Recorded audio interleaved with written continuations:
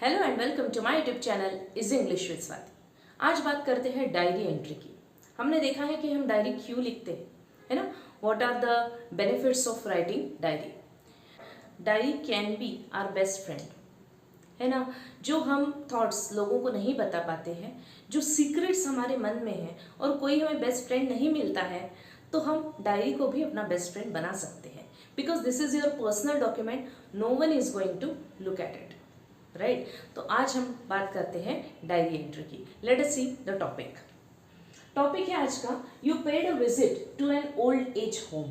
Old age home, जहाँ पे old people रहते हैं, बल्कि हम बोलेंगे जहाँ पे उनको रखा जाता है ना। तो ऐसा जो होम है उसको बोलते हैं old age home. With other NSS volunteers. NSS volunteers क्या है? NSS means what? NSS is national service scheme. अब this is a government run program children, ठीक है। गवर्नमेंट का एक प्रोग्राम है जिसमें जो वॉलंटियर्स होते हैं ना, वो चिल्ड्रन को, स्कूल चिल्ड्रन को अपॉर्चुनिटी देते हैं कि कम्युनिटी सर्विस में वो पार्टिसिपेट करें। अब यहाँ पे मैं गया था ऐसे ही वॉलंटियर्स के साथ में, कहाँ पर? ओल्ड एज होम में।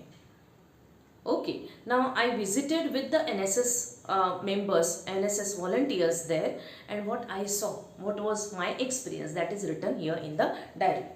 Make a diary entry of what you saw there.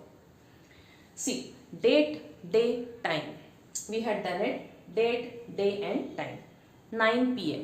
मैंने इसके पहले बोला है, अभी भी वही बोल रही हूँ, that you have to put the date after 9 o'clock in the night.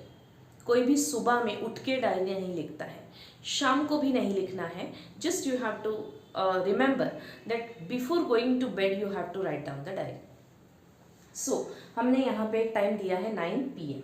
Now dear diary, with the disintegration of the joint family system, disintegration, separation हुआ है, करेक्ट। आजकल जॉइंट फैमिलीज बहुत कम दिखाई देती है, तो बहुत से जो फैमिलीज है ना, वो न्यूक्लियर फैमिलीज है।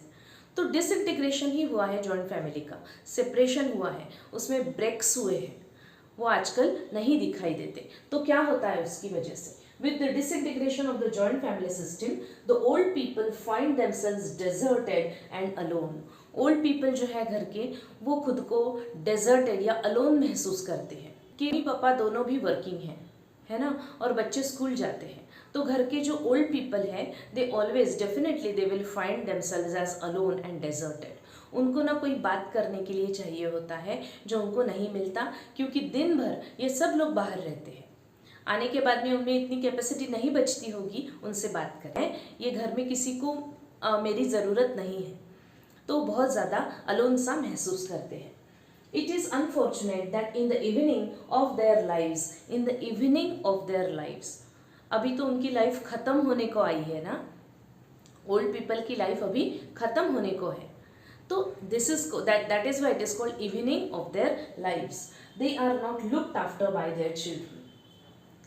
बहुत सी जगहों पर ऐसा भी होता है कि ऐसे जो ओल्ड लोग हैं, उनको अपने ही बच्चे जो अभी बड़े हो गए हैं, वही उनकी तरफ ध्यान देना नहीं चाहते हैं।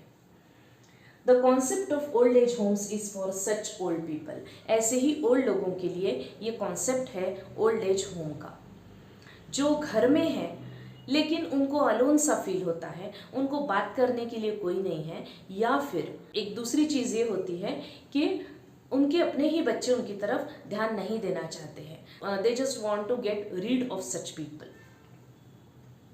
I decided to visit the old home at Bhiwadi. Bhiwadi is in Rajasthan. आप यहाँ पे कोई भी प्लेस का नाम डाल सकते हो। The home is situated at a peaceful place. The building is simple but spacious and clean. देखो, अब ओल्ड एज होम है, वहाँ की जो जगह है ना, it should be very beautiful, it should be spacious, means large. Large होनी चाहिए, क्लीन होनी चाहिए, जो कि ये है। It seems to be an ideal place for senior citizens.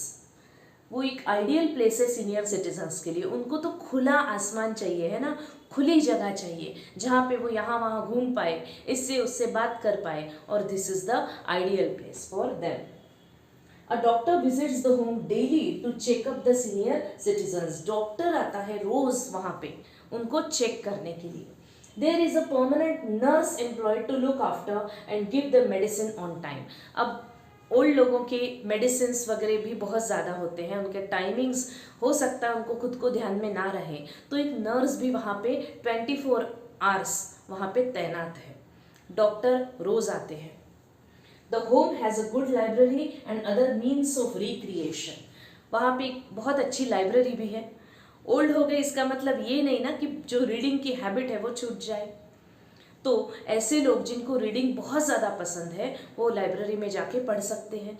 या there are other means of recreation also. Relaxing, एक रिलैक्स होने के लिए अपनी हॉबी को संभाले रखते हुए ऐसी कोई चीज़ें होती है वहाँ पे जो उनको खुश रखे.